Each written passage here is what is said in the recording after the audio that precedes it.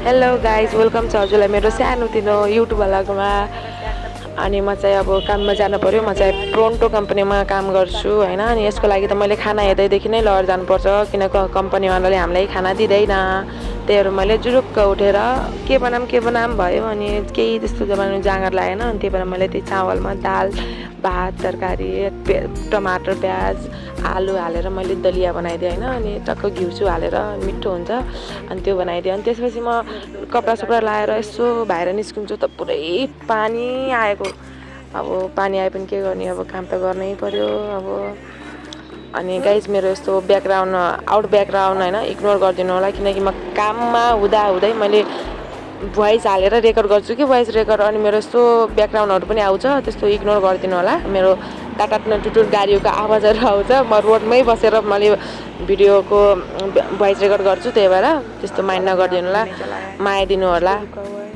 अनि अहिले चाहिँ फेरि पानी पर्दा तब भिज्दै जाएपछि त आफूलाई नै हो नोक्सानी। कहिले भन्दा रुगाखुगी लगाइहाल्यो भने होइन, अब काम पनि गर्नै पऱ्यो, त्यसको पनि सेफ्टी आफूले नै अप्नाउनु पर्छ नि त। अनि टक्क लाएर मैले आफ्नो साथीले फोन गरेर अटोमा जाने 100 रुपियाँ लिएर आइस् भने। अनि टक्क उसले 100 रुपियाँ लिएर आयो। अनि त्यसैले नै तिर्यो अटो भाडा। अब मैले लगाइदिएको नि त उसले काममा, अनि अलिअलि त बोनस सोनस खान पऱ्यो। अनि फेरि हामी टक्क लाएर काम गर्ने ठाउँ यति नै पुग्यौँ। अनि स्कुटी ल्याउन गयौँ मेरो। अनि मैले स्कुटी लिएर आएँ। अनि स्कुटी लिएर आएपछि उसले पनि लिएर आयो। अनि उसको बुकिङ पढ्यो, मेरो पनि बुकिङ आयो। अनि म बुकिङबाट काम गरेर आएँ। अनि उसले भन्यो कि तेरो कति दिन भयो काममा लागेको भनेर खिचाएँ। अनि त्यसले आजदेखि चाहिँ लागेको छु भनेर हिन्दीबाट भने। अनि त्यो मेरो फेरि नेपाली साथी होइन नि त, यतैको साथी हो इन्डियाको। अनि हाम्रो चाहिँ मिलेर काम गर्छौँ। अनि हाम्रो फेरि हाउसकिपिङको काम हुन्छ नि त अनलाइन। हामी फेरि अनलाइन हाउसकिपिङको काम गर्छौँ। अब सबैले कसैले भन्ला नि इज्जतको काम होइन भनेर, हाम्रो काम गर्नको लागि चाहिँ इज्जत चाहिँ छ, राम्रै छ।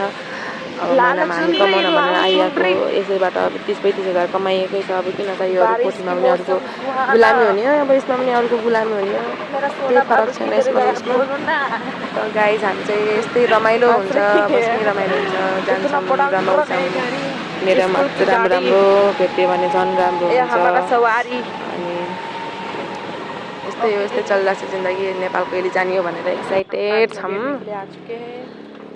अरू त फेरि एकछिनपछि खाना खाने हुन्छ गाइज। फेरि 30 मिनट मात्रै हो खाना खान पाउने, 12 घन्टे काम हो। खाना खाने टाइम 30 मिनट मात्रै हो। अहिले फेरि हेर्नुहोस् भोइस रेकर्ड गरेर बसिरहेको छु, सरको फोन आउँछ, बुकिङ पे नै जाना है क्या भन्छ अहिले। मैले फेरि जाना है सर भनिदिन्छु, के गर्ने त यस्तै भइरह ज्याउ लाग्ने। कहिले कहिले त्यस्तो छोडिदिउँ क्या हो जस्तो लाग्छ। अहिले मैले स्कुटी चलाउँछु हेर्नुलाई, अनि मैले हात छोडेर पनि सक्छु कि स्कुटी चलाउन। लेजेन्ड हो नि त हामी गाइज।